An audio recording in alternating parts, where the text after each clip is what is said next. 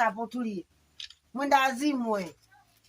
Zamani hata ukuwa hivyo. Ulikuwa kabisa nyoka mtulivu. Unakaa unastarehe. Sasa hivi unatembea mitaani kwa sababu gani? Ala. Haya nenda katulie huko. Haya nenda.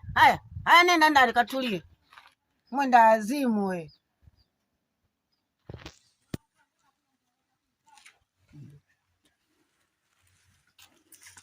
Muone kwanza.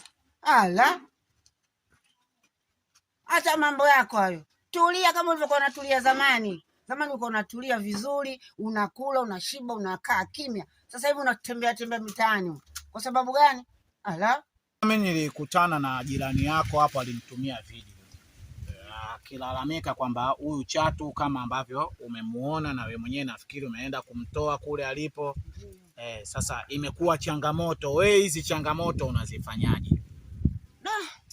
Bwana, kusema ukweli hata mimi mwenyewe pia nimechoka. Kwa sababu mwanzo kulikuwa na misitu, watu hakuna, majumba hayajajengwa. Yule alikuwa kuonekana kwake kwa nadra sana. Lakini sasa hivi makabila mengi, watu tumekuwa wengi mitaani, basi kila sehemu watu wapo. Sasa wanamuona kama anaonekana yule, imekuwa kero. Anauzi watu. Na kila mtu kama unavyojua, kila mtu anaheshimu mila yake. Sasa mila yangu mimi inaonekana kama vile ni uchawi. Kila mtu mimi ananiogopa, kila mtu mimi ananikimbia. Kama huyo mama huyo anakuja anabwata hapa bure bila sababu yoyote. Basi kwa hiyo na mimi pia sijui nifanyeje, sijui. Mpaka sijui nitamrudishia nani sasa. Sijui niende nikaombe kule kwenye kaburi la yule babu, sijui vipi, hata sielewi. Mimi nachoona mimi nitaenda kwenye kaburi. Nitaenda kuomba achukue mwenyewe mzimu wake, bora ukae kule nani malaloni.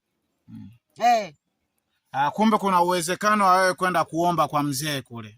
Yule babu alonipa mzimu ule. Basi nikamrudishe kule naye alipo kuzimu. Kwa sababu kwa sasa umekuwa unaonekana sana na watu wanalalamika. Si ndio? Ndio. Basi mama, pole sana. Asante mwanangu, asante. Lakini nitajitahidi kutafuta njia ya kukusaidia. Kama ni huko Maloloni, basi mimi nitaongozana na wewe. Huko Maloloni ibada yake tunatakiwa twende na nini kule? Mbuzi au twende na